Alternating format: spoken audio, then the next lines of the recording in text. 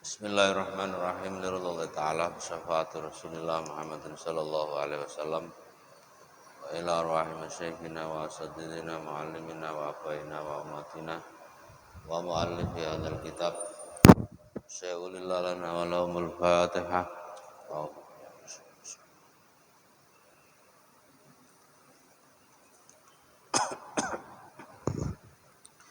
Bismillahirrahmanirrahim. Qala al-mu'allif rahimahumullah ta'ala wa nafa'ana bihi wa bi ulumihi wa bikum bidarin amin ya rabbal alamin. Rabbi shrah li sadri wa yassir li amri wa hlul 'uqdatam min lisani yafqahu qawli amma ba'du. Bismillahirrahmanirrahim. Wal maqalatur rabi'atu qala Utsman radhiyallahu anhu. Adyaul asya halakan. Adyaul asya'i asratun. Alimun la yus'alu anhu wa ilmun la ya'malu bihi. Ini makalah yang keempat,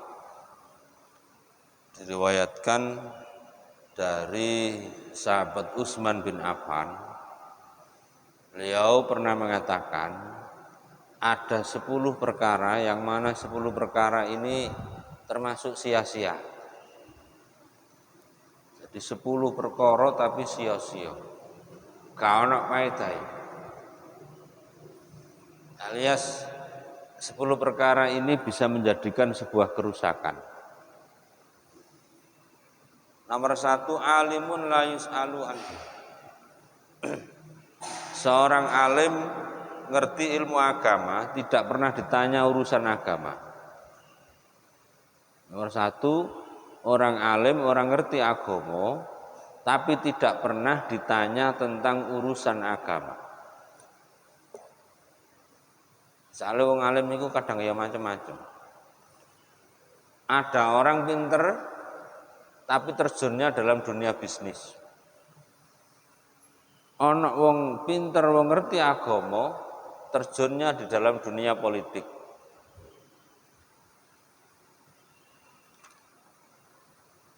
Kalau ada orang alim tapi kok orang tahu ditanya tentang soal agama sama sekali, ini adalah sebuah kerusakan. Repot, rusak. Dirusaki iku ora mergo napa-napa, cuma napa? Tidak sesuai dengan jalurnya. Mestine wong tukang dandani TV iku ditakoni soal kerusakan TV. Tapi apa yang terjadi? Urusan dandani TV gak tahu ditakoni belas. Berarti tidak pernah diamalkan. Tidak pernah diamalkan. Kalau semuanya bisa berjalan baik, jadi berpolitik, ya berbisnis, tapi yang ngulang ngaji, niku apik malah iso nglakoni kabeh.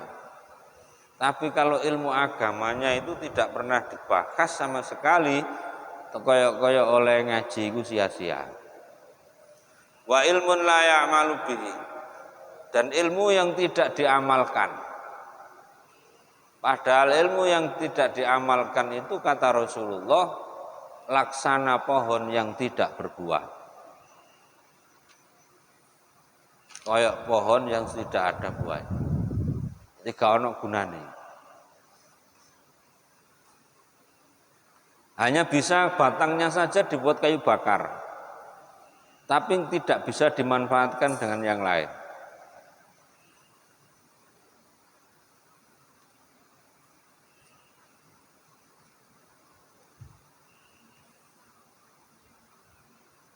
Wa ra'yun shawabun la yuqbalu.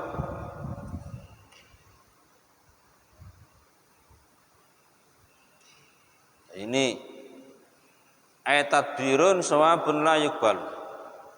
Wa qala ba'dul adibba al ilmu afdalu khalfin wal amalu bihi akmalu syarafin.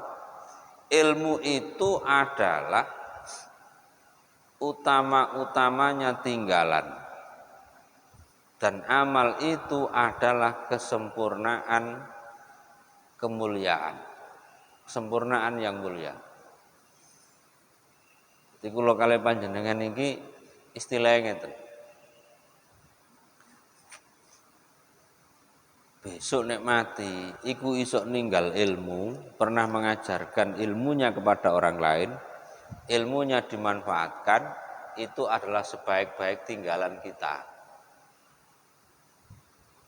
Termasuk ilmu yang bermanfaat. Soalnya apa? Kalau ilmu itu tidak pernah ditinggalkan, orang tahu diulangno wong belas, generasi setelah kita itu tidak akan mendapatkan ilmu. Mesti orang yang mendapatkan ilmu ini tidak bisa memetik hasilnya. Padahal ada hadisnya Rasulullah itu, siapa saja yang meninggalkan anak cucunya dalam kebodohan, maka dosanya ditanggung oleh orang tuanya. Jadi umpama kok duwe anak gak tau dolange ngaji belas, iku mben dosane ditanggung wong tuane. Makanya kita ini sebelum menanggung dosa daripada anak cucu kita, marilah kita berikan tinggalan yang berupa ilmu. Rasulullah Shallallahu Alaihi Wasallam itu beliau tidak mewariskan dinar dirham, tapi mewariskan ilmu kepada para sahabat. Itu Kanjeng Nabi. Gara-gara ilmu yang diwariskan sampai sekarang toko Indonesia sampai saat ini gara-gara ilmu. Karena ilmu orang itu bisa mendapatkan kedudukan, karena ilmu orang itu bisa mendapatkan harta benda. Belum tentu kedudukan dan harta benda itu bisa menghasilkan ilmu. Sing akeh iku tambah lali. Makanya al ilmu afdalu khalafin wal amalu bi akmalu syarafin. Wa ra'yun sawabun la yuqbalu. Pendapat benar yang tidak diterima. Pendapat sing bener tapi ora ditampa. Sekarang zaman akhir itu kan banyak kebenaran, tetapi kebenaran itu tidak bisa dijadikan pedoman. Nah kok iso ngono? Mergo yang dipercaya orang sekarang itu ahlul khianah. Tidak sedikit orang yang pandai ilmu, pinter ilmu, tetapi mereka orang-orang yang amanah, tetapi amanah itu tidak diberikan kepercayaan. Malah orang-orang yang perbuatannya zalim, iku sing dipercaya. Ini termasuk tanda-tanda kiamat. Ahlul amanah dikhianati, ahlul khianat diamanati. Pendapat yang benar tidak pernah dipakai. Pendapat yang benar tidak pernah diterima. Makanya Rasulullah itu juga pernah menyabdakan, ada 3 perkara, yang mana 3 perkara itu termasuk sebuah musibah. Termasuk sebuah musibah. Nomor 1 niku napa?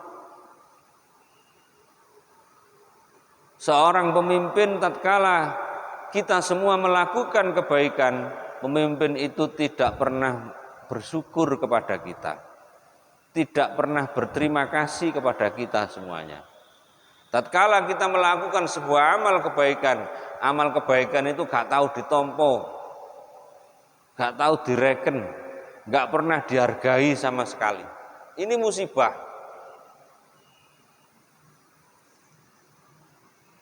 Nomor 2, seorang tetangga yang mana tetangga itu jikalau melihat kebaikan orang lain, tetapi kebaikan itu selalu ditutupi. Yang dilihat di pandangan matanya itu hanya keburukan kita. In ra'a khairan tafanahu wa in ra'a syarran sa'ahu. Jikalau orang ini melihat kebaikan kita ditutupi, wis gak ono apike belas. Kayak itu dirinya yang paling baik. Tapi kalau orang lain melakukan sebuah kesalahan inilah yang dijadikan pedoman. Kesalahan itu lho sing digawe cekelan. Ngalor ngidul salahe tok gak tahu apike sing diketokno. Niki musibah. Yang nomor 3, orang wanita atau seorang istri tatkala di hadapan suami bicaranya menyakitkan hati, ditinggal suami khianat. Wa imra'atun in hadarta adatka wa in ghibta anha khanatka. Jadi seorang wanita nek apan ketemu karo bojone ku omonge selalu pedes. Tapi lek apan ditinggal bojone dia khianat. Ini juga musibah. Musibah. Cobaan sing paling besar di dalam kehidupan. Iki termasuk sengsara. Urip kaya ngene iki termasuk sengsara. Pendapat gak tahu digugu. Ada kebenaran kita ini gak pernah dilirik.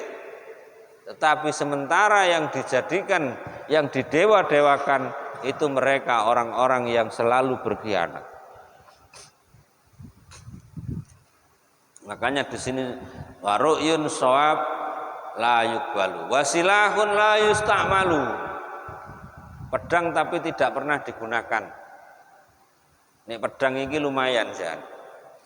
Pedang ini lumayan. Karena apa? Contohnya pedang itu kadang-kadang ono pedang itu kanggone setahun pisan. Lumayan ijek kanggo. Nek wayahe Idul Adha tok pedange digawe. Ladinge digawe. Tapi selain hari raya Idul Adha itu enggak pernah dipakai. Timbarno sampai berkarat. Wa masjidun la yusalla fihi. Masjid tidak pernah dipakai untuk sholat. Masjid gak tahu digawe sembahyang. Timbarno. Di Mekah itu kan ada masjid setahun sekali dibuka. Itu waktu musim haji itu dibuka di daerah Arab Saudi, di negara Arab Saudi.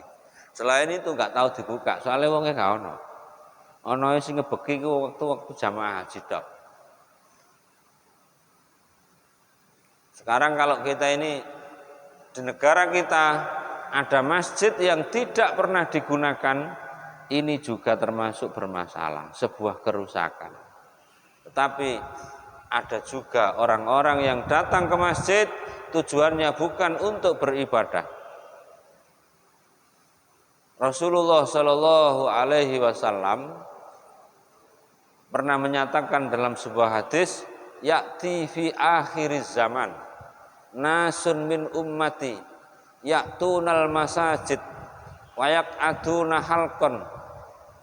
Nanti di akhir masa, di akhir zaman akan datang kelompok manusia dari umatku, kata Rasulullah Shallallahu Alaihi Wasallam. Mereka itu datang ke masjid, duduknya bergerombol-gerombol, halakoh. Kata sengketen niki halakoh. Kaya wong kondangan niku lho halakoh, dep-depan. Tapi apa? Dzikruhum dunya. Dzikruhum dunya. Omongane iku selalu bahas donya. Tidak pernah membahas masalah ketakmiran masjid, ora tahu bahas masjid iki cek maju ya apa, bahas pengajian, bahas salat, bahas urusan kemasjidan tidak pernah dibahas. Tetapi di masjid dibahas hanya urusan dunia belaka. Kadang-kadang masjid digawe kampanye. Gawe kampanye menjaring suara untuk mendapatkan suara politik. Apa kata Rasulullah? Wala tujalisuhum. Jangan sekali-kali engkau duduk sama mereka. Falaisa lillahi bihim hajatun. Allah Subhanahu wa taala tidak butuh terhadap mereka. Niki terusnya Kanjeng Nabi. Niki nek ten ngene kitab Mukashafatul Qulub karangan Imam Ghazali. Jadi besok di akhir masa iku ana wong sing kaya ngono iku. Sakniki lak pun kathah. Sakniki pun kathah. Dadi nek masjid iku sing dibahas urusannya politik tok. Ge kampanye malah. Golek dhuwit, golek swara. Ora tahu bahas masalah agama belas. Ini bahaya. Makanya Rasulullah mengatakan jangan sekali-kali duduk bareng sama mereka. Mergo Gusti Allah itu tidak butuh sama orang-orang semacam ini, enggak butuh. Soalnya orang-orang semacam ini itu apa? Amuhu at-ta'am wa syarab. Sing diangen-angen iki mek panganan karo minuman. Ini tandanya orang munafik. Siji orang mukmin. Nek wong mukmin iku keinginannya itu apa? As-shalah. Kepengin ibadah, kepengin salat. Tapi lek orang-orang munafik tujuannya iku cuma kepengin oleh panganan karo oleh ngombe. Ya apa Pak nek kira-kira nek kene dikeki ngombe, dikeki mangan, gak apa-apa. Tapi kan bukan tujuan kita. Tujuan kita kepengin ngaji, silaturahim, mendatangi hajate tonggo teh hajatan, ndak masalah dikasih makan, dikasih minum. Karena tujuan kita ini karena lillahi ta'ala. Bukan karena mendapatkan itu. Jadi dikei alhamdulillah, gak dikei muga-muga dikei ngono ae. Karena tujuan kita ora pokoke iku. Itu adalah orang-orang munafik. Dina masjid iku gelem. Nek apa ana iming-iming. Dia ana iming-iming. Dikasih iming-iming. Tapi nek cek wong awam gak tahu pernah sapa masjid diiming-iming ndak masalah. Tapi kalau kita ini sudah setiap hari ke masjid itu, mosok kok kathek-kathek diiming-iming. Dikasih stimulus, dikasih rangsangan. Kita ini kan sudah biasa ke masjid. Ya, semuanya itu kita landasi karena Allah Subhanahu wa ta'ala. Wa mushafun la yuqra'u fihi. Al-Qur'an tidak pernah dibaca. Al-Qur'an gak tahu diwaca. Ini juga kerusakan. Tidak sedikit wong iso maca Quran tapi gak gelem maca Quran. Jadi Qur'ane gak tahu diwaca belas. Timbarno sampai beleduken. Kadang-kadang diwaca dibuka setahun pisan. Nek wayahe Ramadan iku lek kawitan. Nek kawitan tok. Barbare yo. Puasa Ramadan wis seminggu ya spray gak maca Quran maneh. Makanya kita biasakan membaca ayat-ayat suci Al-Quran. Nah kalau saya sibuk gimana Pak? Biasakan membaca wirid atau membaca zikir dari Al-Quran. Mari sembahyang, memoco kulhu, memoco al-falak, an-nas, dan lain sebagainya. Itu juga kita ini sudah membaca Quran. Termasuk sebagian daripada surat-suratnya Al-Quran. Wa malun la yunfaku minhu. Harta benda tidak pernah diinfakkan. Duit gak tahu disodakono belas. Orang Arab itu gara-gara sugih. Itu gara-gara gemar bersedekah. Waktu musim haji, musim umroh, itu banyak orang-orang yang Arab yang bersedekah. Dan orang Arab itu kalau bersedekah nggak tanggung-tanggung. Kadang-kadang nggak trek, nggak kol. Jangan tinggal itu YouTube. Sedekah itu nggak kol. Memberikan makanan terhadap jamaah haji, didang. Kalau di Indonesia kan jarang orang-orang kayak gitu. Sedekah dijaluki nasi bungkus, ada pengajiannya repotnya setengah mati.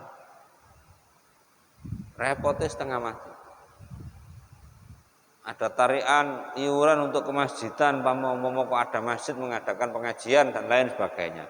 Itu juga sulit. Karena apa? Orang itu kalau terlalu cinta mbek dunia, iki repot. Biarlah kita ini, kula kali panjenengan iki golek duit sing akeh gak apa-apa, sugih gak apa-apa, golek duit miliaran, triliunan paribasan. Ndak masalah. Tapi jangan sampai kita ini terlalu cinta karo donya. Donya niku aja dilebokno ati. Jadi harta benda itu jangan dilebokkan, dimasukkan dalam hati. Kalau orang itu terlalu masukkan harta benda dalam hati, akhirnya untuk infak dan sedekah itu sulit, susah. Gawane wong seneng iku nek wis ditinggal iku susah. Sulit untuk berpisah. Kula kali panjenengan niku seneng mbek wong. Engko nek wonge iku mati akan selalu merasa kehilangan. Diangen-angen terus. Duit iku ya ngono. Ada infak, sedekah jariyah, keluar saiki diangen-angen. Kayak sudah banyak untuk bersedekah. Padahal itu kita semuanya itu tandanya kurang ikhlas terhadap Allah Subhanahu wa ta'ala. Wa khailun la turkabu. Di sini kan khailun itu kan nek cara bahasa diartikan secara bahasa itu kuda yang enggak pernah dinaiki. Berarti kendaraan yang tidak pernah dinaiki.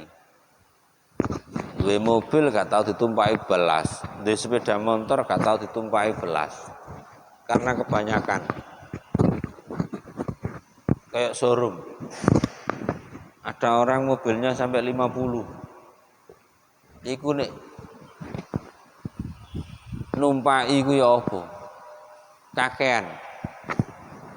Itu namanya koleksi. Itu termasuk apa? Kalau buat koleksi ya dikit pajangan tok enggak apa-apa. Tapi kalau terlalu kebanyakan itu juga termasuk mubadir. Mubadir. Sekarang kalau mobilnya wakil sampai 40 berarti pajaknya itu sudah berapa? Kena pajak progresifnya itu sudah berapa? Dan semuanya itu nggak bisa dinaiki, paling masih jeluru. Itu termasuk mubadir. Wa khairul natur kabu. Kendaraan yang nggak pernah dinaiki ini juga kerusakan. Ini gak tahu di rumah, gak tahu digawe sesuai ya rusak. Wa ilmu zuhdi fi batni may yuridud dunya. Ilmu zuhud di dalam perut orang yang suka terhadap kedudukan dunia. Jadi ilmu zuhud tapi nonggone awake utawa nonggone wetenge wong sing seneng karo dunya. Zuhud itu bukan berarti kita semuanya gak duwe donya, bukan. Seperti yang saya katakan, zuhud iku atine ora seneng karo donya. Hatinya tidak dipenuhi dengan urusan dunia. Biarpun dia kaya raya. Sering saya ceritakan, biyen niku ana wali gede. Wali niku sugih. Muridé gak terima. Iku Pak Yai kok muridé jare terkenal wali zuhud, tapi kok donyane akeh. Akhirnya ya napa? Santrine dumpakno dokar, dijak keliling kota Baghdad. Muter. Umpama dugi mriki niki lapangan tembak muter teko kono. Teko ngene mriko sampai kene makam pahlawan. Muter maneh. Muter mriki maneh. Barang teko kene ditakoni. Santrine sampean mengerti apa nondalan? Aku gak ngerti napa-napa belas, Pak Yai. Saya tidak memperhatikan dan tidak melihat apa-apa. Saya hanya merasakan nikmatnya naik dokar. Apa jawabnya Kiai ini? Itulah orang-orang alim yang zuhud. Biarpun berkelimang harta, tetapi hatinya tidak melihat semuanya itu, yang dilihat hanyalah Allah. Atine iku fokus nanggone Gusti Allah. Iku wong zuhud. Jadi orang kok selalu memikirkan harta benda. Ya dipikir, cuma enggak melalaikan, enggak mengabaikan perintah Allah Subhanahu wa taala. Wa qala sallallahu alaihi wasallam, man istada fil ilmi rusdan wa lam yazdad fid dunya zuhdan lam yazdad minallahi illa bu'dan. Barang siapa yang tambah ilmunya tidak tambah zuhudnya di dalam urusan dunia dan tidak tambah dekat kepada Allah Subhanahu wa taala, maka orang ini akan termasuk jauh dari Allah. Jadi kula kali panjenengan ilmune tambah, pituduhe tambah, tapi ora tambah parek nang Allah, ora tambah zuhute nang donya, maka orang semacam ini akan semakin jauh dari Allah Subhanahu wa taala. Wa qala wa umrun tawilun la yatazawwadu fi li safrihi ila daril akhirah. La yutazawwadu fihi li safarihi ila daril akhirah. Umur dawa tapi tidak mempersiapkan bekal untuk perjalanan akhirat. Umur dawa tapi ora tau sembayang balas. Makanya Nabi Muhammad sallallahu alaihi wasallam dan umatnya ini dikei spesial oleh Allah. Dikei spesial. Nomor 1 dikei Lailatul Qadar. Karena apa? Usia umat Nabi Muhammad ini pendek-pendek dibandingkan umat-umat terdahulu. Tapi Allah Subhanahu wa taala memberikan keistimewaan. Satu malam beribadah selama dengan 1000 bulan. Itu khusus umat Nabi Muhammad. Umat yang lain tidak ada. Umat yang terdahulu itu kayak umur dawa-dawa. Bani Israel umurnya panjang-panjang, tapi mereka tidak pernah menyembah kepada Allah Subhanahu wa taala. Tidak pernah beribadah kepada Allah Subhanahu wa taala. Tidak mempersiapkan bekal untuk menghadap kepada Allah Subhanahu wa taala. Ora tahu digawe ibadah belas. Umure dawa nek bengi digawe kope. Iki lek wong saiki. Kadang-kadang ana wong iku wis mulai zaman 6 sampai tuwek. Zaman 6 sampai tuwek. Iku gak tahu sapa masjid belas. Gak tahu sholat balas, senengane iku main kartu, bengirino iku nyekel kartu, cekelane botol wis ngono. Ini adalah sia-sia. Karena apa? Umur itu nanti akan dipertanyakan kita semuanya di alam kubur. Untuk apa usiamu kamu habiskan di alam dunia? Nek wis ditakoni ngeten iki kula kalih panjenengan yo gak iso jawab. Gak iso jawab. Mergo amal yang kita kerjakan, amal yang dikerjakan itu bukan amal kebaikan, tapi amal yang selalu bermaksiat di hadapan Allah Subhanahu wa taala. Wal maqalatul khamisatu qala Ali radhiyallahu anhu. Al ilmu khairu mirasin. Sahabat Ali mengatakan ilmu itu adalah sebaik-baik warisan. Makanya Rasulullah Shallallahu Alaihi Wasallam iku pernah mengatakan ana madinatul ilmi wa aliyun babua. Saya ini gedonge ilmu, pintune iku sahabat Ali. Pintunya ilmu adalah sahabat Ali. Wakhire wong khawarit iki, orang-orang khawarit ini enggak percaya. Mosok sih sahabat Ali ku pintunya ilmu.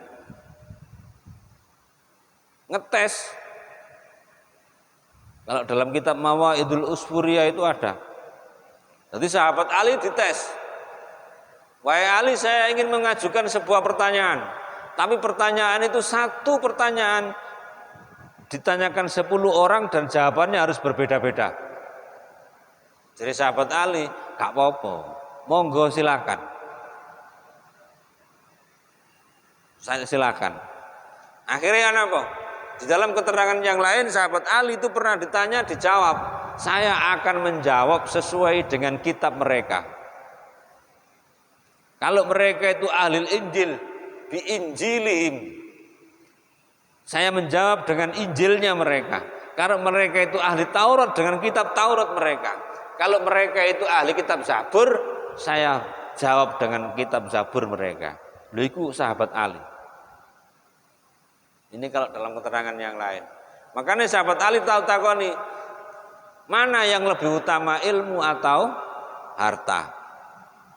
Di antaranya jawabannya sahabat Ali, ilmu adalah lebih utama. Karena apa? Ilmu akan menjagamu, sedangkan harta kamu akan menjaganya. Ini jawaban sahabat Ali. Jadi 10 pendekar-pendekar wong Khawarij iku kalah kabeh. Karena apa?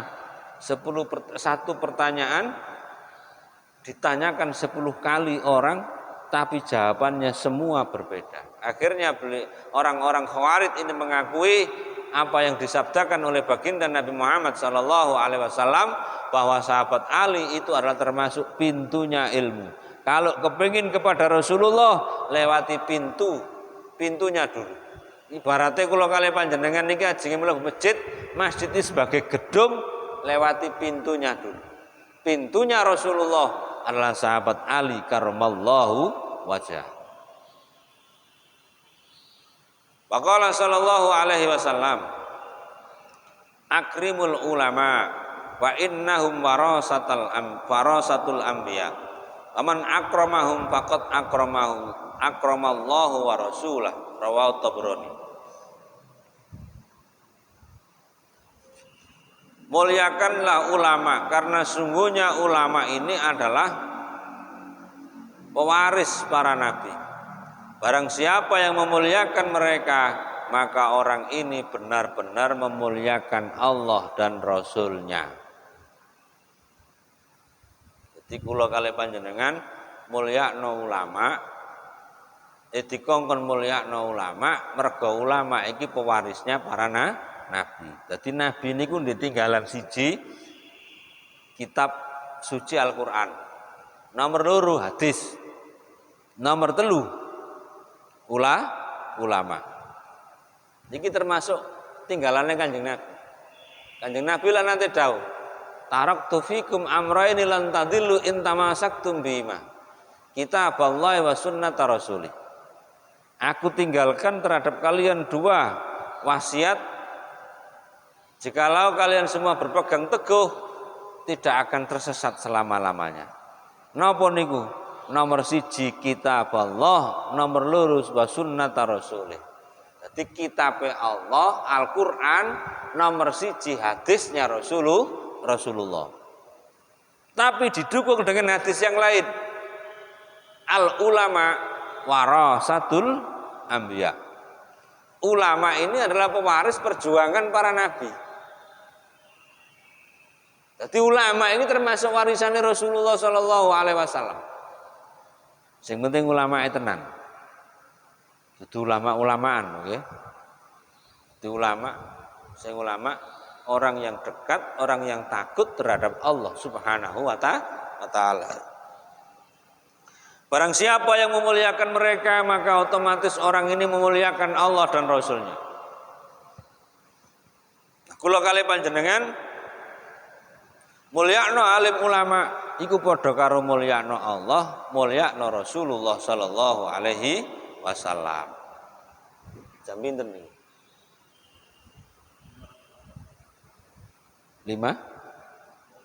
5:24. Berarti pun ajenge setengah 6. Niki enten pertanyaan.